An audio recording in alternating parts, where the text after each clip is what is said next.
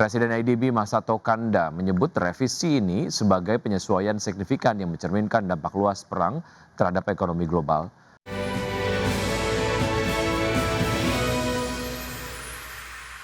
Asian Development Bank memangkas proyeksi pertumbuhan ekonomi kawasan Asia dan Pasifik akibat dampak konflik di Timur Tengah yang terus menekan harga energi dalam aktivitas ekonomi. ADB menurunkan proyeksi pertumbuhan menjadi 4,7% pada tahun 2026 dan 4,8% pada tahun 2027 dan dari sebelumnya masing-masing 5,1%. Di saat yang sama proyeksi inflasi kawasan direvisi naik menjadi 5,2% pada tahun 2026 dari sebelumnya 3,6%. Presiden IDB Masato Kanda menyebut revisi ini sebagai penyesuaian signifikan yang mencerminkan dampak luas perang terhadap ekonomi global. Lonjakan harga energi akibat konflik dinilai telah memperketat kondisi keuangan global serta menekan aktivitas ekonomi di berbagai negara berkembang di Asia. IDB memperingatkan jika konflik semakin memanas, dampak terhadap ekonomi kawasan bisa lebih besar.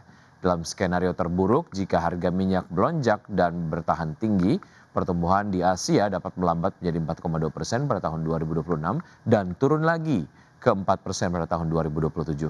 Sementara itu, inflasi berpotensi melonjak hingga 7,4% pada tahun ini memperburuk tekanan terhadap daya beli masyarakat dan stabilitas ekonomi.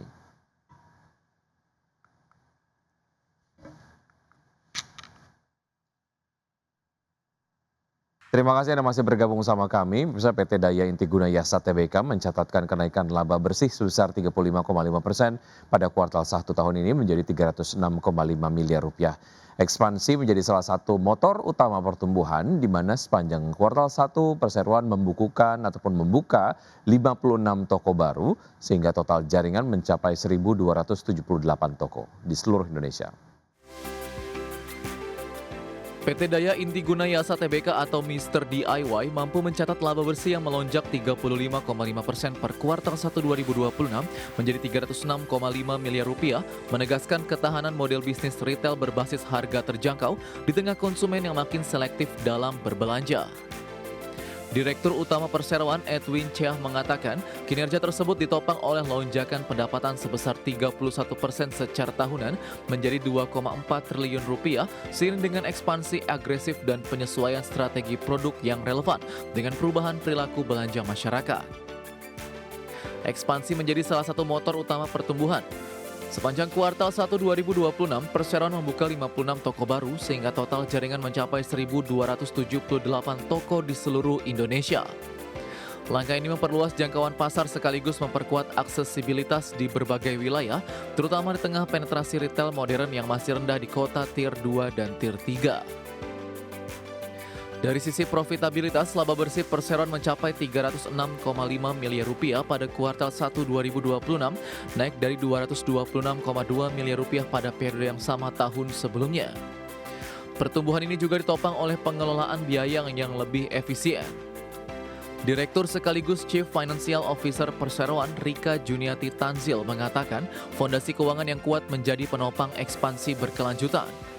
Kedepan, Perseroan melihat ruang pertumbuhan masih terbuka lebar, terutama dari perluasan jaringan dan peningkatan penetrasi di luar kota besar, seiring kebutuhan produk rumah tangga terjangkau yang terus meningkat. Berbagai sumber IDX Channel. PT Era Media Sejahtera Tbk membukukan lonjakan laba bersih pada kuartal 1 2026 di tengah pendapatan yang relatif stagnan. Perseroan mencatatkan laba neto tahun berjalan sebesar 4,32 miliar rupiah, melonjak 246,23% dibandingkan dengan periode yang sama di tahun sebelumnya. Kinerja positif ini ditopang oleh strategi efisiensi serta kontribusi pendapatan lain-lain. Secara lebih rinci, laba neto yang diatribusikan kepada pemilik entitas induk mencapai 7,59 miliar rupiah, meningkat signifikan dari kuartal 1 2025. Dari sisi operasional, segmen periklanan masih menjadi kontributor utama dengan pendapatan 26,97 miliar rupiah. Perseroan juga mulai memetik kontribusi dari lini bisnis merchandise sebesar 2,07 miliar rupiah, serta acara dan pameran senilai 1,32 miliar rupiah. Sebaliknya segmen jasa konsultasi mengalami penurunan tajam dengan pendapatan hanya 382,58 juta rupiah. Ya, kinerja PT Prodia Widya Husada Tbk melonjak tajam di awal tahun 2026. Permintaan tes kesehatan yang tetap tinggi menjadi penopang utama pertumbuhan laba perseroan. PT Prodia Widya Husada Tbk mencatatkan lonjakan laba bersih hingga 150,1% secara tahunan pada kuartal pertama 2026 menjadi 17,9 miliar rupiah. Kinerja ini ditopang oleh peningkatan pendapatan serta efisiensi biaya operasional yang mampu menjaga profitabilitas perusahaan. Pendapatan Prodia tercatat mencapai 501,4 miliar rupiah atau tumbuh 3,8% secara tahunan. Pertumbuhan didorong oleh permintaan tes rutin dan tes esoterik yang terus meningkat seiring kesadaran masyarakat terhadap kesehatan. Meski beban pokok pendapatan ikut naik, efisiensi operasional tetap menjaga kinerja keuangan perseroan. Kedepan Prodia mengakselerasi strategi melalui penguatan ekosistem digital, pengembangan precision medicine, serta ekspansi layanan klinik khusus. Didukung kondisi keuangan yang solid dan arus kas yang terjaga, perseroan optimistis menjaga pertumbuhan berkelanjutan di tengah dinamika global. Berbagai sumber IDX Channel. The Federal Reserve memutuskan untuk mempertahankan suku bunga acuan dalam kisaran 3,5 sampai dengan 3,75% pada pertemuan periode April 2026. Keputusan terbaru The Fed ini sesuai dengan ekspektasi pasar yang memperkirakan tidak akan ada perubahan pada suku bunga acuan. The Federal Reserve memutuskan untuk mempertahankan suku bunga acuan pada pertemuan periode April 2026. Melalui Federal Open Meeting Committee, pejabat The Fed menetapkan untuk mempertahankan suku bunga acuan dalam kisaran 3,5 sampai 3,75%. Keputusan ini sesuai dengan ekspektasi pasar yang memperkirakan tidak akan ada perubahan pada suku bunga acuan. The U.S. economy has been expanding at a solid pace. While job gains have remained low, the unemployment rate has been little changed in recent months. Inflation has moved up and is elevated, in part reflecting the recent increase in global energy prices. Today, the FOMC decided to leave our policy rate unchanged. We see the current stance of monetary policy as appropriate to promote progress toward our maximum employment and 2% inflation goals. Developments in the Middle East are contributing to a high level of uncertainty about the economic outlook, and we will remain attentive to risks to both sides of our dual mandate. Dalam pertemuan tersebut, suara terpecah untuk mempertahankan suku bunga. Pasalnya, para pejabat juga bergulat dengan dampak kebijakan dari inflasi dan menunggu transisi kepemimpinan di Bank Sentral.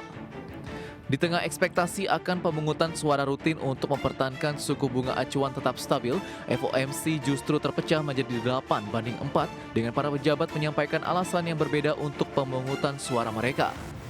Gubernur Stephen Mairen seperti yang telah dilakukannya sejak bergabung dengan Bank Sentral pada September 2025 menyatakan perbedaan pendapat dan mendukung pemotongan 1/4 poin persentase. 3 suara yang tidak setuju mempertahankan suku bunga lainnya berasal dari Presiden Regional Beth Hammack dari Cleveland, Neil Kashkari dari Minneapolis, dan Lori Logan dari Dallas. Mereka menyatakan setuju dengan penangguhan tersebut tetapi tidak mendukung dimasukkannya bias pelonggaran dalam pernyataan tersebut saat ini. Berbagai sumber IDX Channel. Ya, selanjutnya pemirsa update dari bursa global dari Wall Street yang berakhir variatif pada perangan di hari Rabu di tengah tekanan dari lonjakan harga minyak, kebijakan The Fed terbaru yang memutuskan untuk mempertahankan suku bunga serta rilis laporan keuangan sejumlah raksasa teknologi. Data selengkapnya di perdagangan di hari Rabu, Dow Jones Industrial Average yang ditutup melemah 0,57% ke level 48.861. Kemudian indeks S&P 500 yang turun tipis 0,04% ke 7.135 dan Nasdaq Composite yang masih mampu menguat 0,04% tipis saja ke level 24.673. Dan sementara itu dari Eropa, bursa ekuitas Eropa berakhir di zona merah dan menyentuh level terendah dalam 3 pekan seiring kombinasi hasil kinerja emiten yang beragam serta data ekonomi yang menunjukkan dampak signifikan dari perang Iran terhadap perekonomian kawasan. Stoxx 100 yang ditutup turun ke level 602,96, DAX Jerman menyusut 0,27% ke 23.954 dan FTSE 100 Inggris turun 1,16% ke level 10.213.